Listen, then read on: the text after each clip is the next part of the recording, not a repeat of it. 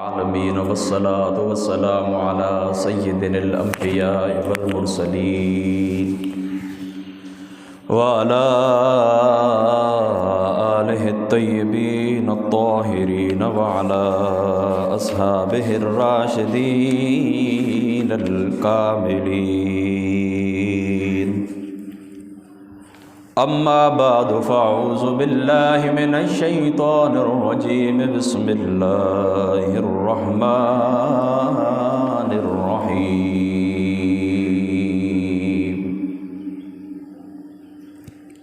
شرع لكم من الدين ما وصى به نوحا والذي أوحينا إليك وما وصينا به إبراهيم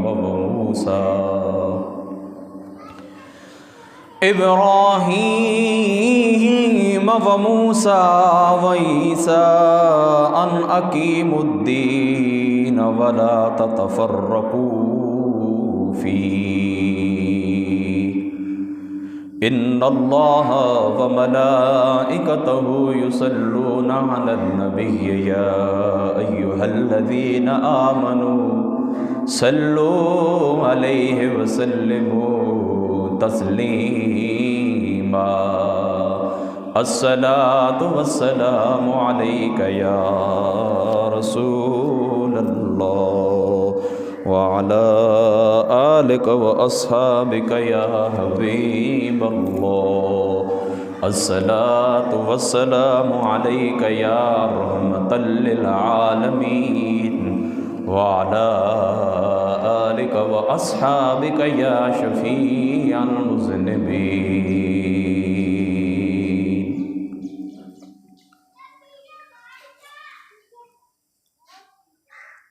یا رب ہماری موت کا جب دن قریب ہو،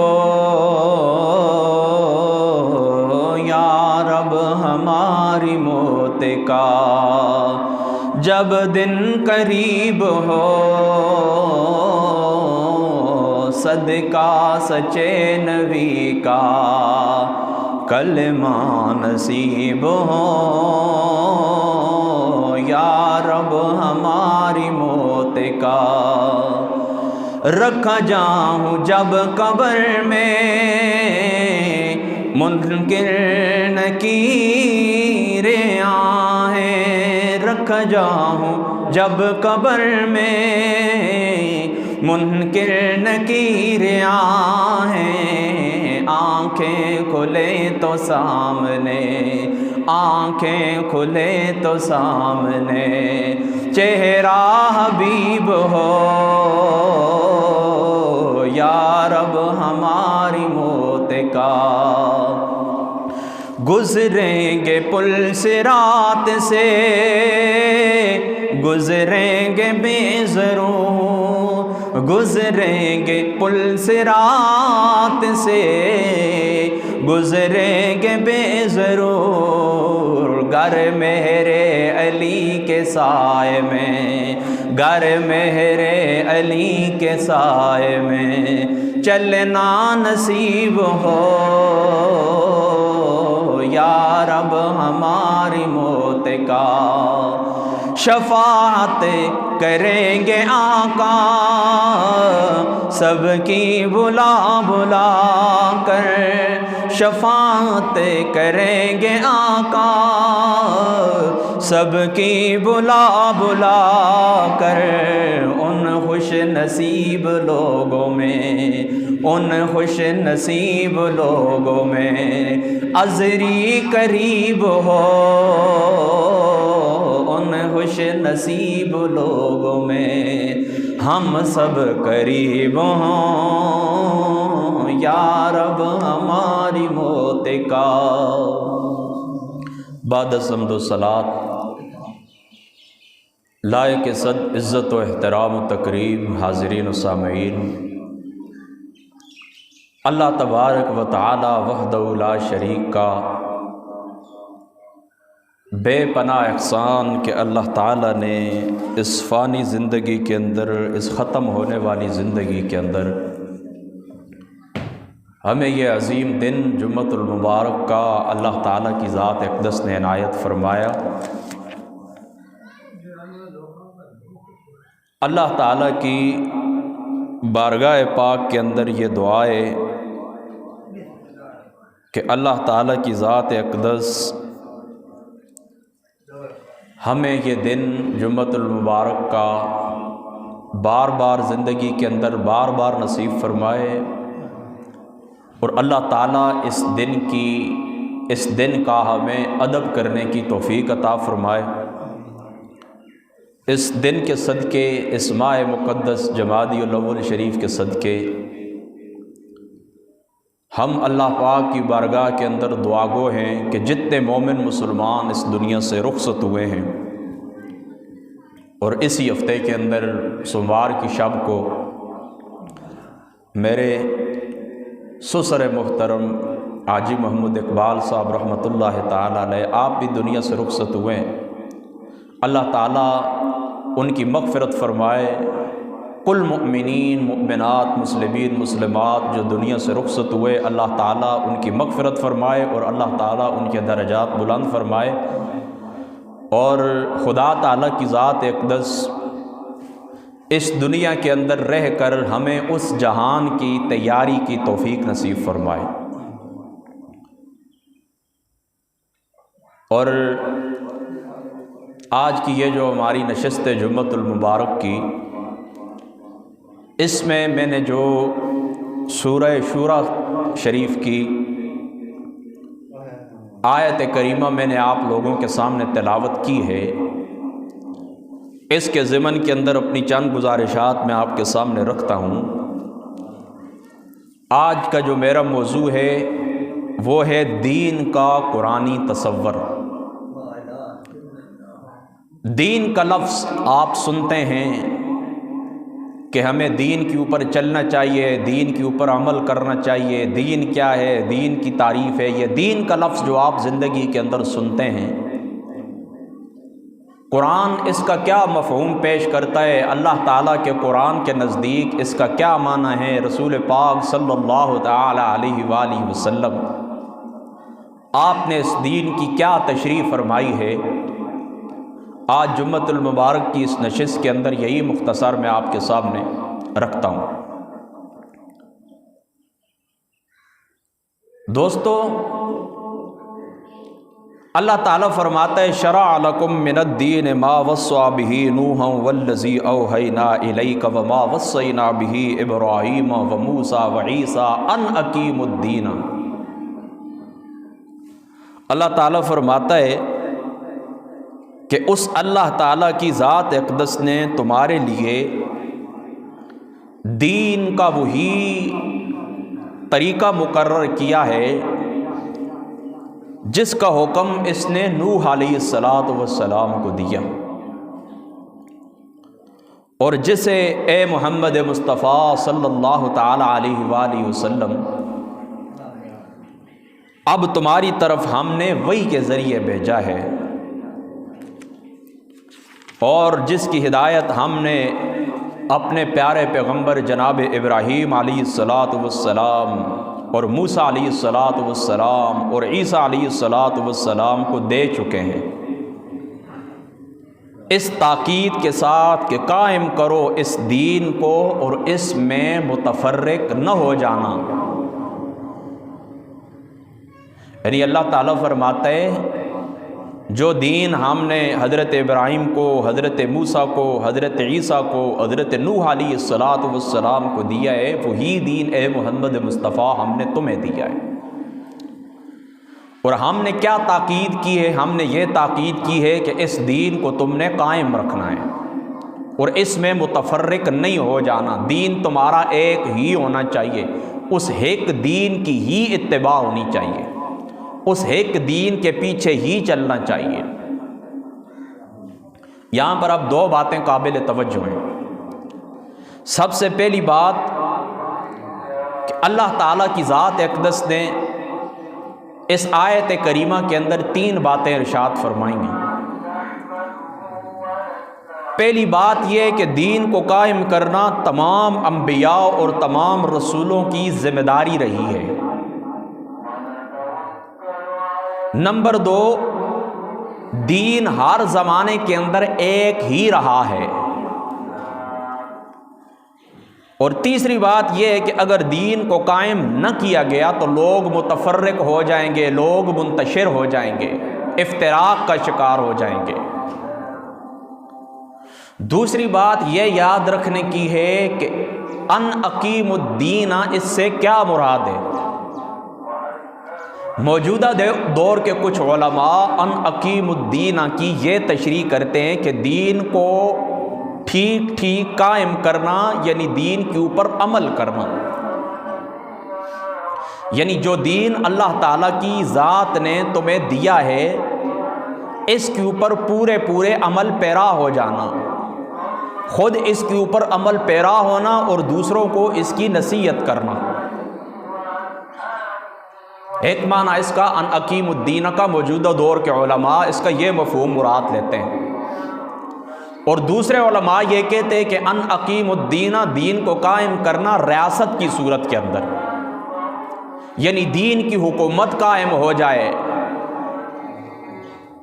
دین کو بحیثیت نظام نافذ کرنا، دین کو بحیثیت سیاسی نظام نافذ کرنا، اللہ تعالیٰ کے دین کو ریاست کا قانون بنا دینا، ملک کا قانون بنا دینا، تو اس صورت کے اندر ان اقیم الدین کا مفہوم واضح ہوتا ہے کہ اب دین قائم ہو گیا، یعنی دین کی حکومت قائم ہو گئی، باقی جتنے بھی لوگ ہیں، مسلمان ہیں، غیر مسلم ہیں، ان دین کے قوانین کے تحت، اللہ رسول کے بتائے ہوئے قوانین کے تحت وہ زندگی گزاریں گے۔ یعنی ان اقیم الدین کا ایک مفہوم علماء نے یہ لیا ہے کہ دین، وہ کہتے ہیں کہ دین فقط دعوت کی چیز ہے، کہ دین کے ذریعے آپ لوگوں کو دعوت دے، جس وقت رائے عامہ آپ لوگوں کے حق کے اندر ہموار ہو جائے، لوگ آپ کی بات کو تسلیم کر لیں، اکثریت ہو جائے، تو شورا کے مشورے سے پھر آپ بے شک حکومت بھی قائم کر لیں۔ اور دوسرے کہتے ہیں کہ نہیں، ان اقیم الدین کا مطلب یہ ہے کہ ہم نے دوسروں کے ساتھ فائٹ کرنی ہے، دوسروں کے ساتھ ہم نے لڑنا ہے، اور ان کے جتنے بھی نظام ہے، جن نظام کے تحت وہ زندگی گزار رہے ہیں، ان کو ہٹا کر اسلامی حکومت قائم کرنی ہے۔ یہ دو باتیں انتہائی اہمیت کی عامل ہیں، ان کو آپ نے یاد رکھنا ہے۔ اب کس کے ساتھ آپ اتفاق کریں، کس کے ساتھ آپ اختلاف کریں، کون سا نظریہ قرآن اور سنت کی مجموعی تعلیمات کے مطابق ہے، کون سا نظریہ قرآن اور سنت کی مجموعی تعلیمات کے خلاف ہے، یہ ایک الگ موضوع ہے، لیکن یہ دو باتیں آپ نے ذہن کے اندر رکھنی ہے لازمی طور کے اوپر۔ تیسری بات آپ لوگوں نے یہ یاد رکھنی ہے کہ دین کا جو لفظ ہے یہ قرآن کے اندر مختلف معانی کے اندر استعمال ہوا ہے، لیکن ان معانی کی طرف غور کرنے سے پہلے آپ لوگ یہ بات یاد رکھیں کہ اللہ تعالیٰ کی ذات اقدس نے جتنی بھی اشیاء پیدا فرمائی ہیں، ان کی زندگی میں اللہ تعالیٰ کی ذات اقدس نے ایک قانون مقرر کر دیا ہے۔ یہ قانون تکوینی بھی ہے اور یہ قانون تشریعی بھی ہے۔ قانون تکوینی کی مثال ہماری زندگی کے اندر ہماری آنکھوں کے سامنے ہے۔ اللہ تعالیٰ کی اس کھلی ہوئی کائنات کو اپنی آنکھوں سے دیکھیں، لا الشمس ينبغي لها ان تدرك القمر ولا الليل سابق النهار وكل في فلك يسبحون۔ یہ کائنات ایک تکوینی قانون کے تحت جکڑی ہوئی ہے، بالکل ایک ذرے کے برابر، ایک بال کے برابر بھی بات دائیں بائیں نہیں ہو سکتی۔ نہ تو سورج چاند کو پکڑنے کی صلاحیت رکھتا ہے کہ جا کر چاند کو پکڑ لے، اور نہ ہی رات دن کے اوپر سبقت کر سکتی ہے۔ نہ ہی سورج چاند کو پکڑتا ہے اور نہ ہی رات دن کے اوپر سبقت کر سکتی ہے۔ جو کچھ رب تعالیٰ کی ذات اقدس نے ان کے مدار مقرر کر دیے ہیں، اسی مدار کے اندر یہ گردش کر رہے ہیں، اسی مدار کے اندر ان کی حرکت ہے، اس مدار سے ایک سیکنڈ کے لیے بھی یہ دائیں بائیں نہیں ہوتے۔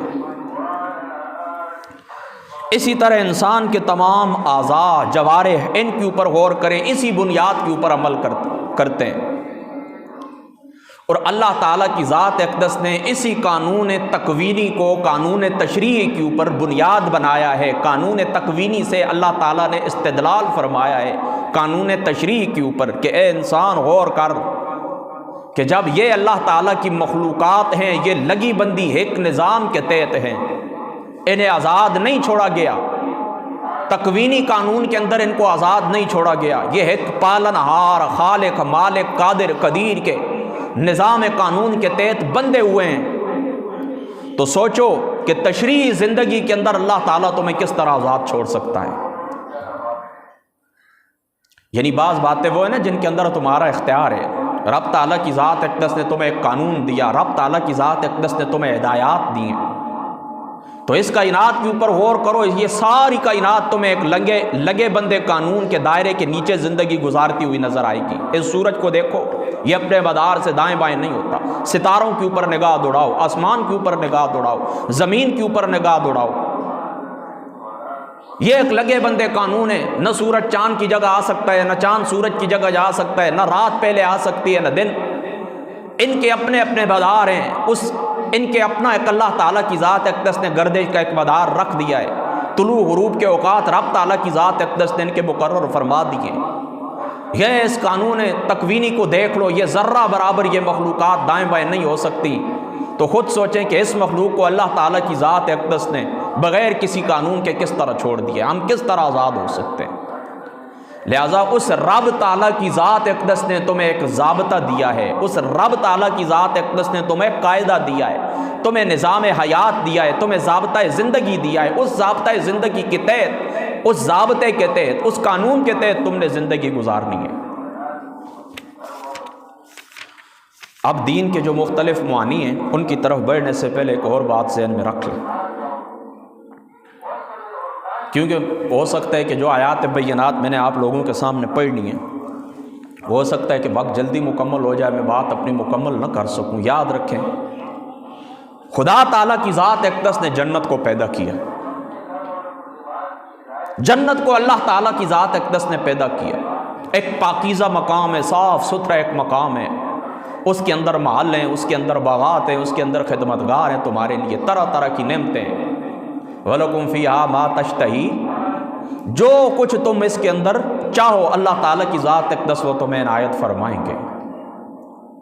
تو اس جنت کے لیے رب تعالیٰ کی ذات اقدس نے پاکیزہ لوگوں کا انتخاب فرمایا، فرمایا میں تمہیں دنیا کے اندر بھیج رہا ہوں، اس دنیا کو میں نے ایک اصول ابتلاء کے تحت قائم فرمایا ہے، امتحان کی جگہ ہے یہ دنیا، اس امتحان کے اندر تم نے پاس ہونا ہے، اگر پاس ہو گئے تو پھر کیا ہوگا، میں تمہیں یہ جنت عطا فرما دوں گا، اگر اس امتحان کے اندر تم فیل ہو گئے تو کیا ہوگا، اس امتحان کے اندر اگر آپ فیل ہو گئے تو آپ کو سزا کاٹنی پڑے گی، جہنم کا منہ دیکھنا پڑے گا۔ اللہ تعالیٰ کی ذات اقدس اس جمعۃ المبارک کے صدقے، اس ماہ مقدس کے صدقے ہم کو اور کل مسلمان مؤمنین مسلمانوں کو اللہ تعالیٰ کی ذات اقدس جہنم کی آگ سے محفوظ رکھے۔ اللہم اجرنی من النار، اللہم اجرنا من النار۔ اصول ابتلاء کے تحت اللہ تعالیٰ کی ذات اقدس نے اس دنیا کو بنایا، اس دنیا کے اندر تمہیں بھیجا اور فرمایا تم نے پاکیزہ زندگی گزارنی ہے، بالکل صاف ستھرے ہو کر میرے پاس آنا ہے۔ تو اس پاکیزگی کی بنیاد کے اوپر رب تعالیٰ کی ذات اقدس نے تمہیں دین عطا فرمایا۔ اب دین کے جو کنٹینٹ ہیں، دین کے جو مشمولات ہیں وہ کیا ہیں، یاد رکھیں۔ نمبر 1 عبادات،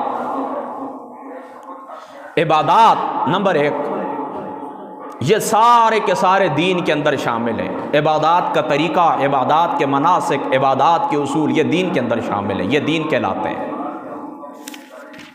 عبادات کے علاوہ نمبر 2 طہارت اور نفاست، صاف ستھرا ہونا، اپنے بدن کو صاف رکھنا، اپنی روح کو پاک صاف ستھرا رکھنا، یہ بھی دین کے مشمولات میں سے ہیں۔ نمبر 1 عبادات، نمبر 2 طہارت، اپنے آپ کو صاف رکھنا، اس کے اندر غسل کرنا، نماز کے لیے وضو کرنا، جب آپ جنبی ہو جاتے ہیں غسل کرنا، طہارت نظافت کے جتنے بھی مسائل ہیں ان سب کا تعلق دین سے ہے۔ 2 باتیں ہو گئی۔ نمبر 3 کھانے پینے کے اندر پاکیزگی، حرام اور حلال، عقل خور و نوش، کھانے پینا، یہ تمہارا کھانا پینا بھی صاف ستھرا طیب ہونا چاہیے، اس کے اندر حرام کی آمیزش نہیں ہونی چاہیے۔ تو کھانے پینے کے عقل حلال اور حرام، یہ بھی جتنے بھی معاملات ہیں ان کا تعلق بھی دین سے ہے۔ تین باتیں ہو گئی۔ اور چوتھی چیز اخلاق، اخلاقی تعلیمات کہ ایک مومن مسلمان کا اخلاق کیسا ہونا چاہیے، اپنوں کے ساتھ، پرایوں کے ساتھ کس خوش خلقی کے ساتھ آپ نے پیش آنا ہے، کس مسکراتے چہرے کے ساتھ آپ نے ملنا ہے، آپ کا حلیہ، آپ کا لباس کتنا صاف ستھرا ہونا چاہیے، یعنی لوگوں سے آپ ملاقات کریں گے کس انداز کے اندر آپ بات کریں گے، آپ کا اٹھنا بیٹھنا، نشست و برخاست، مجلس، یہ ساری چیزیں اخلاق کے اندر آ جاتی ہیں۔ آپ کی شکل و صورت، کہ شکل و صورت آپ کی بدمعاشوں والی ہونی چاہیے یا شریف لوگوں والی ہونی چاہیے۔ تو بنیادی طور کے اوپر یہ بات آپ نے یاد رکھنی ہے کہ یہ چار چیزیں بنیاد ہیں دین کی: عبادت، طہارت، عقل حلال یعنی خور و نوش، اور اخلاق۔ ان چار چیزوں کے نیچے جو کچھ بھی آئے گا وہ سب کچھ، یعنی نبی پاک صلی اللہ تعالیٰ علیہ وآلہ وسلم آپ کے فرامین کے اوپر آپ غور کریں، ہزاروں نہیں لاکھوں کی تعداد کے اندر آپ کے سامنے جو ذخیرہ احادیث ہے ان میں سے آپ دیکھیں کہ جو چیز حضور علیہ الصلوۃ والسلام کے جو فرامین عبادات کے متعلق ہیں، طہارت کے متعلق ہیں، کھانے پینے کے متعلق ہیں، اخلاق کے متعلق ہیں، وہ سب کچھ دین کے دائرے کے اندر آ جاتا ہے۔ اور اس سے اگر باہر کوئی چیز ہے تو اس کا تعلق پھر دیکھا جائے گا کہ کس معاملے کے ساتھ ہے، یعنی دین کے آداب کے ساتھ ہے، دین کی تدابیر کے ساتھ ہے، دنیاوی امور کے ساتھ ہے، کن معاملات کے ساتھ ہے۔ تو یہ ہے دین کی بنیاد، اور یہ ہے دین کہ اس کیٹیگری کے اندر یعنی عبادت ہو، طہارت ہو، عقل خور و نوش ہو، کھانا پینا ہو، اخلاق ہو، اس کیٹیگری کے اندر جو چیز فال کرتی ہے وہ دین کہلاتی ہے۔ بس یہ بات آپ نے یاد رکھنی ہے، دین کا یہ مفہوم آپ نے ذہن کے اندر رکھنا ہے، یہ ہے کل دین۔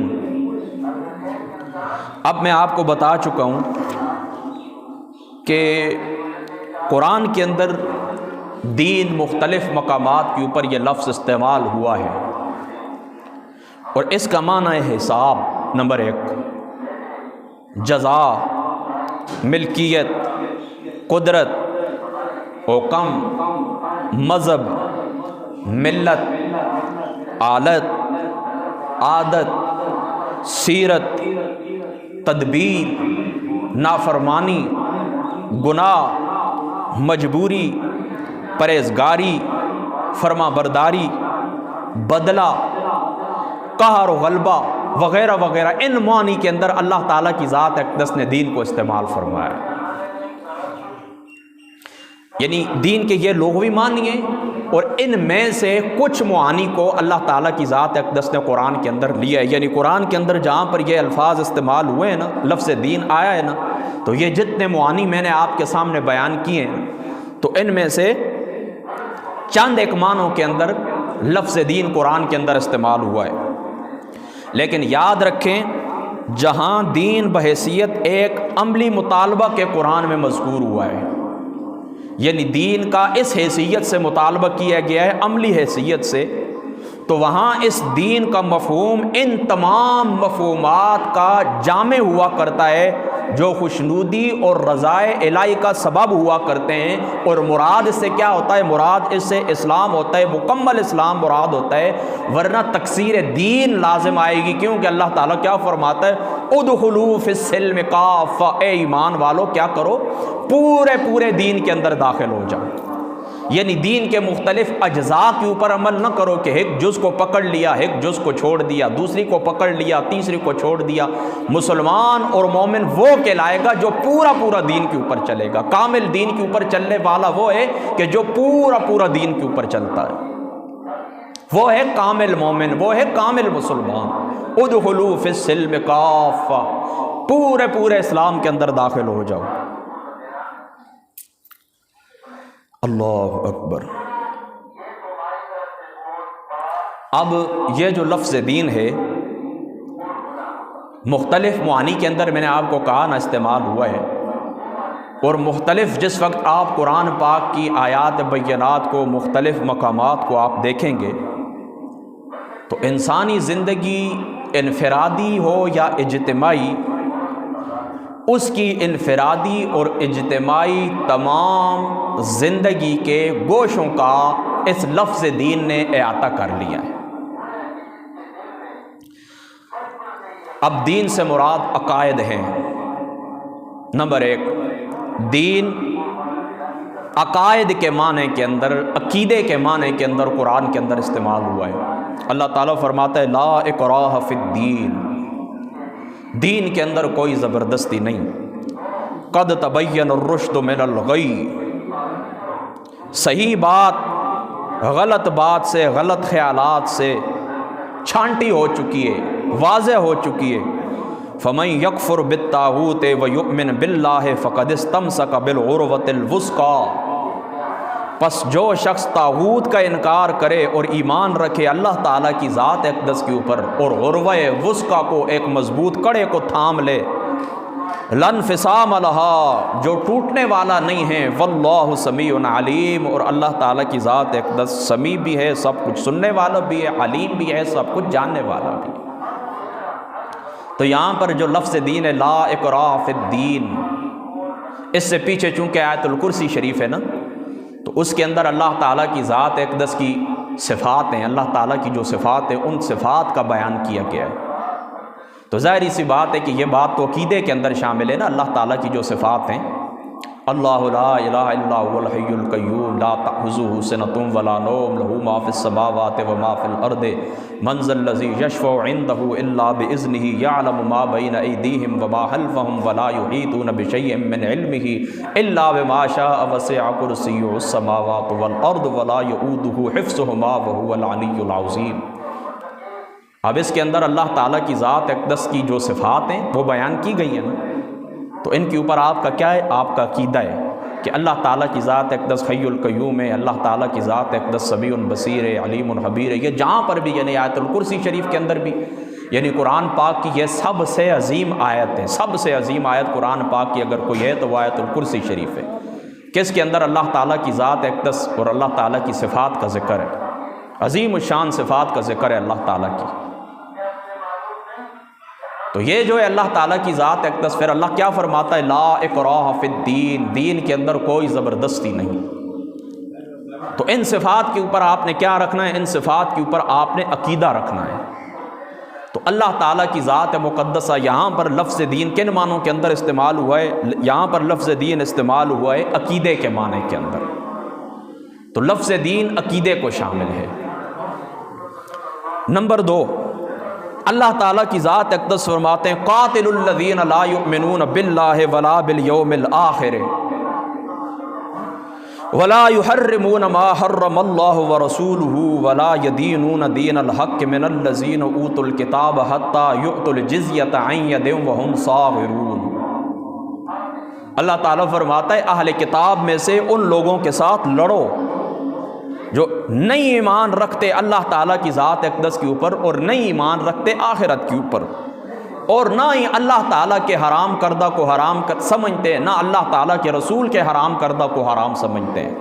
ولا یدینون دین الحق، ولا یدینون دین الحق، اور دین حق کو اپنا دین نہیں مانتے، ان کے ساتھ اللہ تعالیٰ کی ذات اقدس فرماتے ہیں لڑو۔ ہاں ایک الگ بات ہے اگر وہ اس طرح کریں کہ چھوٹے بن کے رہیں، جزیہ دیں، آپ کو جزیہ ادا کریں، تو اس کے لیے پھر کیا ہے؟ فرمایا ہاتھ روک لو۔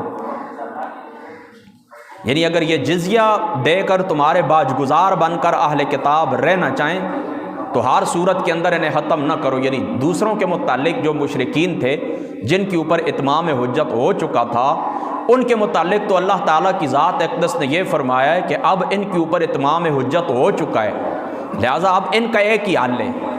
ان کا کیا حل ہے؟ فرمایا اینما ثقفوا احضوا فقتلوا تقتیلا، اب ان کو جہاں پر تم پاؤ ان کے اوپر اسلام پیش کرو، اسلام قبول کرتے تو ٹھیک ہے، ورنہ ان کو ختم کر دو۔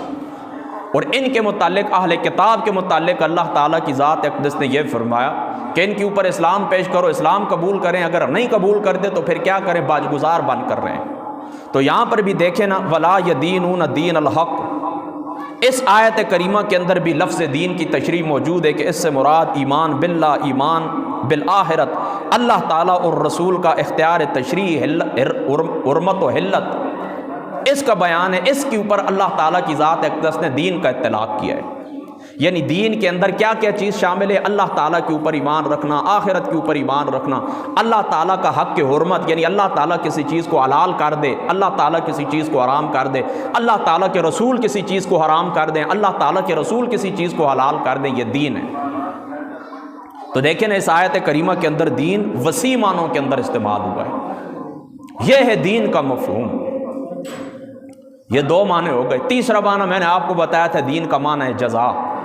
اب اللہ تعالیٰ قرآن پاک کے اندر کیا فرماتا ہے؟ مالک یوم الدین، اللہ تعالیٰ مالک ہے روز جزا کا، یوم الدین، دین کا، دین کے دن کا، دین کا دن یعنی جزا کا دن، مالک یوم الدین۔ یہاں پر دین کس معنی کے اندر ہے؟ جزا کے معنی کے اندر۔ دوسرے مقام کے اوپر اللہ تعالیٰ کی ذات اقدس فرماتے ہیں والذی اطمع ان یغفر لی خطیئتی یوم الدین، میں امید رکھتا ہوں کہ روز جزا میں اللہ تعالیٰ کی ذات اقدس میری خطا کو معاف فرما دیں گے۔ تیسرے مقام کے اوپر اللہ تعالیٰ فرماتا ہے وَإِنَّ عَلَيْكَ اللَّعْنَةَ إِلَىٰ يَوْمِ الدِّينِ، اور شیطان کے اوپر روز جزا تک لعنت ہے۔ یہاں پر بھی دین کا معنی کیا ہے؟ جزا۔ وَقَالُوا يَا وَيْلَنَا هَٰذَا يَوْمُ الدِّينِ، اس وقت کہیں گے ہائے ہماری کم بختی، یہ تو یوم الجزا ہے۔ کیا کہیں گے؟ وَقَالُوا يَا وَيْلَنَا هَٰذَا يَوْمُ الدِّينِ، کہیں گے ہائے یہ تو روز جزا ہے۔ اب عمل کا پتہ تو اب کٹ چکا ہے۔ یہ میں آپ کو شروع کے اندر بتا چکا ہوں کہ یہ دنیا جو ہے نا، یہ دنیا یہ کیا ہے؟ دار العمل ہے۔ اس کے اندر تم نے عمل کرنا ہے، کوئی جزا آپ کو ملے یا نہ ملے، کچھ فائدہ نظر آئے یا نہ آئے، کچھ ثمر آپ کو ملے یا نہ ملے، عمل کرتے جائیں۔ نتیجہ کس کے اوپر چھوڑنا ہے؟ اللہ تعالیٰ کی ذات اقدس کے اوپر چھوڑنا ہے۔ نتیجہ اللہ تعالیٰ کی ذات اقدس آپ کو عطا فرمائیں گے اور روز جزا عطا فرمائیں گے۔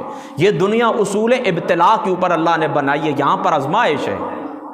یہ میں بات اس لیے کر رہا ہوں نا تاکہ دیکھیں نا، بعض لوگ اس طرح کرتے ہیں، وہ کہتے ہیں ہم نے اللہ تعالیٰ کی ذات اقدس سے دعا کی تھی، اللہ نے ہماری دعا قبول نہیں فرمائی، ہم نے یہ کام کیا تھا اس کا ہمیں رزلٹ نہیں ملا، ہم نے یہ کام کیا تھا اس کے ہمیں نتیجہ نہیں ملا۔ تو یاد رکھیں آپ کی دعا قبول نہ ہو، اگر ساری دعائیں آپ کی قبول ہونا شروع ہو جائیں تو پھر تو یہ جزا والی مقام جزا تو یہ۔ لیکن اللہ تعالیٰ کی ذات اقدس نے کیا فرما؟ الذی خلق الموت والحیات لیبلوکم ایکم احسن عملا، یہ دنیا تو تمہارے اعمال کی جانچ کے لیے اللہ تعالیٰ نے قائم فرمائی ہے۔ یعنی اللہ تعالیٰ چاہتا تو ویسے جنت سب کو عطا فرما دیتا، جو دوزخی ہیں ان کو دوزخ تک بھیج دیتا، لیکن پھر کسی کو اعتراض کی جرت ہوتی، کوئی کہتا کیا پتہ یہ جنت کیوں چلا گیا، یہ دوزخ کیوں چلا گیا؟ تو اللہ تعالیٰ نے اس دنیا کو اصول ابتلاء کے اوپر بنا دیا، فرما تم خود دیکھ لو کہ ان کے اعمال جہنمیوں والے تھے تب میں نے ان کو جہنم کے اندر بھیجا ہے، ان لوگوں کے اعمال جنتیوں والے تھے تب میں نے ان کو جنت کے اندر بھیجا ہے۔ تو فرما یہ بالکل ساری دنیا کے اوپر یہ بات واضح ہو جائے، اللہ تعالیٰ کی ذات اقدس نے یہ دنیا اصول ابتلاء کے اوپر بنائی ہے۔ تو اب یہاں پر کتنے دین کے کتنے معنی ہو گئے؟ 3 معنی۔ اب چوتھا معنی دیکھیں، عقیدہ آخرت۔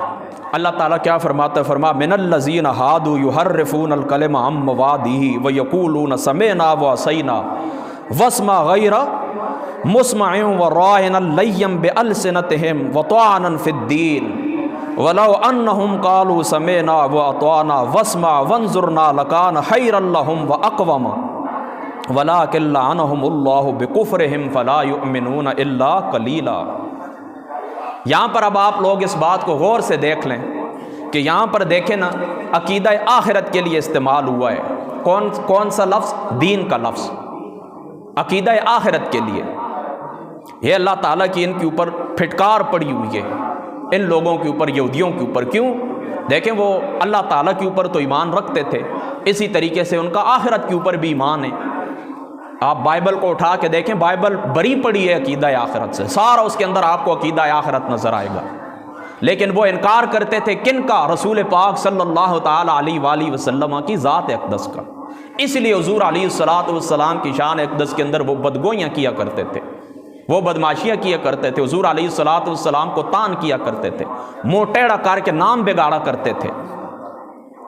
تو یہاں پر دیکھ لیں واضح طور کے اوپر جو ہے لفظ دین عقیدہ رسالت کے لیے استعمال ہوا ہے، کیونکہ یہودی عقیدہ رسالت کے اوپر ایمان نہیں رکھتے تھے۔ یعنی اللہ تعالیٰ کی ذات اقدس نے جو ایمانیات قرآن کے اندر بیان فرمائی ہیں، یا رسول پاک صلی اللہ تعالیٰ علیہ وآلہ وسلم آپ کی ذات مقدس نے حدیث جبریل کے اندر اور دیگر مقامات کے اوپر اللہ تعالیٰ نے جو رسول اللہ صلی اللہ تعالیٰ علیہ وآلہ وسلم آپ نے جو ایمانیات بیان فرمائے ہیں، تو ان کے اوپر وہ پورا نہیں اترے، ان کے اوپر وہ پورا نہیں اترے۔ اللہ کو کسی نہ کسی الفاظ کے اندر وہ یاد کرتے ہیں کہ ہمارا رب اللہ ہے جس نے ہماری طرف موسیٰ علیہ السلام کو بھیجا ہے، ہم نے خدا کی ذات اقدس کے سامنے پیش ہونا ہے، عقیدہ آخرت کے اوپر بھی وہ ایمان رکھتے ہیں۔ لیکن ان حسد کرتے تھے کن کے ساتھ؟ حضور علیہ السلام کی ذات اقدس کے ساتھ۔ تو اس آیت کریمہ کے اندر لفظ دین استعمال ہوا ہے عقیدہ رسالت کے اوپر۔ تو عقیدہ رسالت بھی کیا ہے؟ رسالت کے اوپر عقیدہ رکھنا بھی کیا ہے؟ دین کے اندر شامل ہے۔ اور یہاں پر چونکہ آگے بڑھنے سے پہلے ہو سکتا ہے چونکہ ٹائم بھی تھوڑا سا 5 منٹ ہی باقی رہتے ہیں، چلتے چلتے چونکہ میں ایک بات آپ سے کر دوں۔ دیکھیں، آپ لوگوں نے یہ بات سنی ہوئی ہے کہ قبر کے اندر 3 سوال ہوں گے۔ ایک سوال ہوگا مر ربک کا، تیرا رب کون ہے؟ دوسرا سوال ہوگا ما دینک کا، تیرا دین کیا ہے؟ تیسرا سوال یہ ہے کہ ما کنت تقول فی ھذا الرجل بمحمد صلی اللہ تعالی علیہ وآلہ وسلم، اس شخصیت کے بارے میں یہ جو تمہارے سامنے کھڑے محمد مصطفیٰ صلی اللہ تعالی علیہ وآلہ وسلم، اس ہستی کے بارے میں تم کیا کہتے ہو؟ یہاں پر 2 باتیں سوچنے کی ہیں۔ ایک بات تو یہ سوچنے کی ہے کہ بڑی جو پہلے درجے کی کتابیں، حدیث کی کتابیں جس طرح بخاری مسلم، اس کے اندر صرف ایک سوال کیا گیا ہے، یعنی ایک سوال کا ذکر ہے۔ قبر کے اندر ایک سوال ہوگا ما کنت تقول فی ھذا الرجل بمحمد صلی اللہ تعالی، یہی ایک سوال ہے۔ باقی نچلے درجے کی جو کتابیں ابن ماجہ شریف کو دیکھیں، مسند احمد کو دیکھیں، اسی طریقے سے جامع ترمذی شریف کو دیکھیں، باقی جتنی بھی کتابیں ان کے اندر 3 سوال ہیں، یعنی مر ربک کا ما دینک کا، یہ 2 سوال بھی شامل ہے اور تیسرا سوال بھی شامل ہے۔ اب سوال یہ ہے کہ امام بخاری اور امام مسلم نے صرف ایک سوال نقل کی ہے، باقیوں نے 3 کی، اس کی وجہ کیا ہے؟ یعنی سوچنے کی بات ہے، ادھر ایک سوال کیوں ہے؟ تو یاد رکھو دوستو اس بات کو، پہلے 2 سوال جو ہوں گے وہ آپ کی نجات کے لیے نہیں ہوں گے۔ پہلے 2 سوال ہوں گے فقط اس لیے ہوں گے تاکہ پتہ چل جائے کہ آپ کس ملت کے ساتھ تعلق رکھتے ہیں۔ ابھی میں نے یہ آیت کریمہ پڑھی ہے نا، میں نے آپ کو بتایا کہ یہاں پر لفظ دین استعمال ہوا عقیدہ رسالت کے اوپر۔ تو یہودی چونکہ اس طرح کرتے تھے، اللہ کو آخرت کو تو مانتے تھے، تو اب اللہ کو ماننے والے موجود ہیں جو مسلمان ہم جن کو نہیں کہتے، وہ بھی اللہ کو مانتے ہیں، عقیدہ آخرت کے اوپر بھی ایمان رکھتے ہیں۔ تو اس لیے پہلے سوال ہوگا مر رب کا، تیرا رب کون ہے؟ تو ہر شخص جو قبر کے اندر ہے وہ کہے گا ربی اللہ، میرا رب اللہ ہے۔ تو اب یہ بات معلوم ہو گئی کہ یہ اللہ تعالیٰ کو ماننے والا ہے، بتوں کی عبادت کرنے والا نہیں ہے۔ پہلا سوال اس لیے ہوگا۔ تو اب دیکھیں نا، جو یہودی ہیں، جو عیسائی ہیں، وہ بھی کہیں گے ہم اللہ تعالیٰ کو ماننے والے، بلکہ اگر میں آپ کو حقیقت بتاؤں تو جو ہندو مت ہے اس کا میں نے جتنا مطالعہ کیا اس کے اندر بھی خدا کا تصور موجود ہے۔ وہ کہتے ہیں 33 کروڑ خدا ہیں، لیکن ان کے اوپر ایک خدا ایسا موجود ہے جو ان سب کو چلانے والا ہے، یعنی وہاں پر بھی خدا کا تصور موجود ہے، لیکن وہ بالکل بسراحت بتوں کو خدا کہتے ہیں، ان کے اللہ کی ذات اقدس کے ساتھ ان کا شریک ٹھہراتے ہیں۔ تو یہودی عیسائی تو ایسا نہیں کرتے، وہ تو اللہ تعالیٰ کو مانتے ہیں۔ تو پہلا سوال ہوگا مر ربک کا، تیرا رب کون ہے؟ اس سے یہ بات پتہ چل جائے گی کہ یہ بندہ بتوں کی عبادت کرنے والا نہیں ہے بلکہ اہل کتاب ہے۔ اب جس وقت یہ بات واضح ہو جائے گی، یعنی یہ بات نکھر جائے گی، تو اب دیکھیں نا، اللہ تعالیٰ کو جو ماننے والے ہیں وہ تو یہودی بھی ہیں، وہ عیسائی بھی ہیں، وہ مسلمان بھی ہیں۔ تو پھر دوسرا سوال ہوگا تاکہ بات اور نکھر جائے، ما دین کا، تیرا دین کیا ہے؟ وہ کہے گا دین الاسلام۔ تو اس سے یہ بات ثابت ہو جائے گی کہ اب یہ جو بندہ ہے یہ اللہ کو مانتا ہے، اس کے ساتھ اس کا مذہب اسلام ہے، یعنی اس کا مذہب یہودیت نہیں ہے، اس کا مذہب عیسائیت نہیں ہے، یہ اللہ کی ذات اقدس کو ماننے والا ہے اور ساتھ ساتھ اللہ کے قرآن کے اوپر ایمان رکھنے والا ہے۔ تو اب یہ بات ثابت ہو گئی۔ پہلے سوال سے چلے گئے پرے کون لوگ؟ مشرک۔ دوسرے سوال سے چلے جائیں گے لوگ یہودی اور عیسائی۔ اب ثابت ہو گیا کہ یہ بندہ بتوں کی عبادت کرنے والا نہیں ہے، اللہ کو ماننے والا ہے اور قرآن کے اوپر ایمان رکھنے والا ہے، یہودی عیسائی بھی نہیں ہے، مسلمان ہے۔ تو جب تمہاری مسلمانی وہاں پر واضح ہو جائے گی تو یاد رکھیں مسلمان سے اور کوئی سوال نہیں ہے، مسلمان سے پھر ایک ہی سوال ہے، ما کنت تقول فی ھذا الرجل بمحمد صلی اللہ تعالی، اے محمد مصطفیٰ کی شخصیت کے بارے میں تو کیا کہا کرتا تھا؟ ما کنت تقول فی قال یقول کے اوپر جس وقت کان یکون جس وقت داخل ہو جائے نا مضارع کے اوپر تو معنی ہوتا ہے ماضی استمراری کا، یعنی ماضی استمراری وہ ہوتا ہے نا جو ماضی کے اندر بار بار وہ کام ہوتا رہے۔ تو ما کنت تقول فی ھذا الرجل، دنیا کے اندر کیا کہا کرتا تھا، نماز کے وقت کیا کہا کرتا تھا، ممبر کے اوپر کیا کہا کرتا تھا، گلی کے اندر چلتے وقت کیا کہا کرتا تھا، کاروبار کے وقت کیا کہا کرتا تھا، نجی محفلوں کے اندر کیا کہا کرتا تھا، مجلسوں کے اندر کیا کہا کرتا تھا۔ اگر وہ مومن ہوا، بلکہ ہمارے استاذ گرامی ہیں وہ کہا کرتے ہیں کہ اپنے آپ کو بندہ اتنا تیار کرے، اپنے آپ کو بندہ اتنا ستھرا کر لے، حضور علیہ الصلوۃ والسلام کی ذات اقدس کے ساتھ اتنا تعلق مضبوط کر لے کہ جب فرشتے پوچھیں کہ تو اس ذات محمد کے متعلق، ذات مصطفیٰ کے متعلق تو کیا کہا کرتا تھا دنیا کے اندر، تو تمہیں زبان کھولنے کی ضرورت ہی نہ پڑے، محمد مصطفیٰ خود آگے بڑھ کر کہیں یہ میری ذات اقدس کے اوپر درود و سلام پڑھنے والا تھا، میری نعتیں پڑھنے والا تھا، میری حدیثیں لوگوں کو سنانے والا تھا، میرا قرآن جو اللہ تعالیٰ نے، میرا معجزہ میری ذات کے اوپر اللہ نے جو قرآن نازل کیا وہ قرآن لوگوں کو سنانے والا تھا۔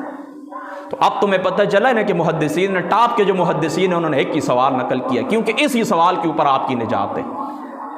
دیکھیں نا آپ نے کہہ دیا نا مر ربک، تیرا رب کون ہے، آپ کہتے ہیں ربی اللہ، پھر بھی آپ کی نجات نہیں ہوئی۔ پھر انہوں نے کہا ما دینک، تیرا دین کیا ہے، پھر بھی دیکھیں آپ کی نجات نہیں ہوئی۔ نجات کس کے اوپر ہے؟ ذات مصطفیٰ کے ساتھ تعلق کے اوپر آپ کی نجات ہے۔ تو دوستو یاد رکھو میری اس بات کو کہ حضور علیہ الصلوۃ والسلام کی ذات مقدسہ وہ ذات مقدسہ ہے۔ بڑے پرانے، آج سے تقریباً 8-10 سال پہلے یہ جملہ میں دہرایا کرتا تھا، آج پھر مجھے یاد آ گیا اس بات سے کہ اول سے لے کر آخر تک آپ کی امیدوں کا مرکز، ملجا، مأویٰ ذات مصطفیٰ ہے۔ دنیا کے اندر جس وقت آپ تشریف نہیں لائے تھے، آپ نہیں آئے تھے، تب بھی ذات مصطفیٰ آپ کے لیے رو رو کر دعائیں فرماتے رہے۔ دنیا کے اندر تشریف لائے، غاروں کے اندر، صحراؤں کے اندر ذات مصطفیٰ آپ کے لیے دعا فرماتے رہے۔ معراج والی رات سرکار دو عالم صلی اللہ تعالیٰ علیہ وآلہ وسلم آپ اس وقت تک اس براق کے اوپر سوار نہ ہوئے جب تک اللہ تعالیٰ کی ذات اقدس نے امت محمدیہ کی بخشش کا وعدہ نہیں کیا۔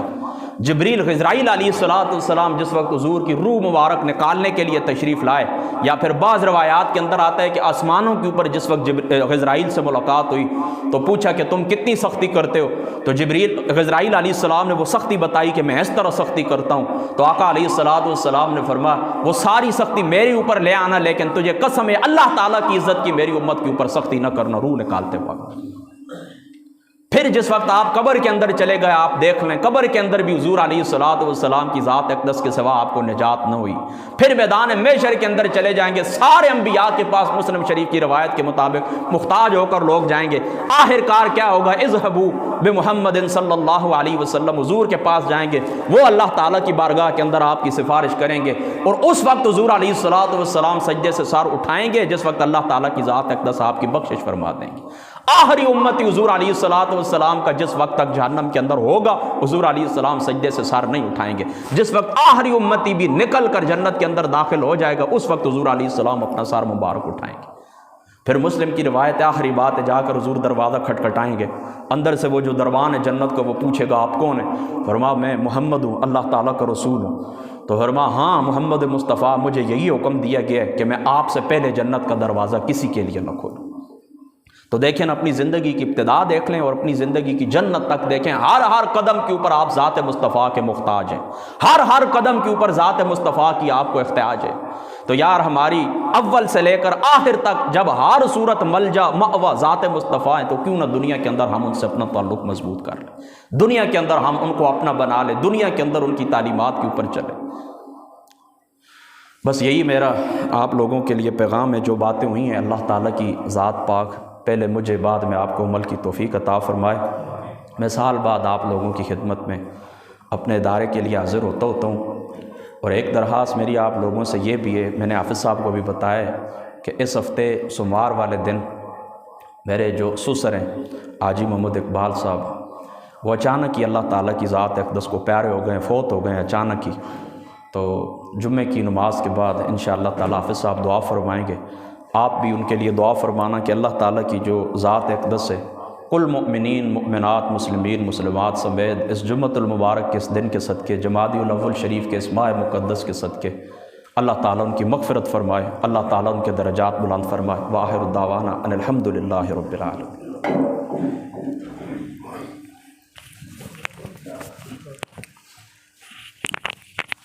سنتا پڑھو۔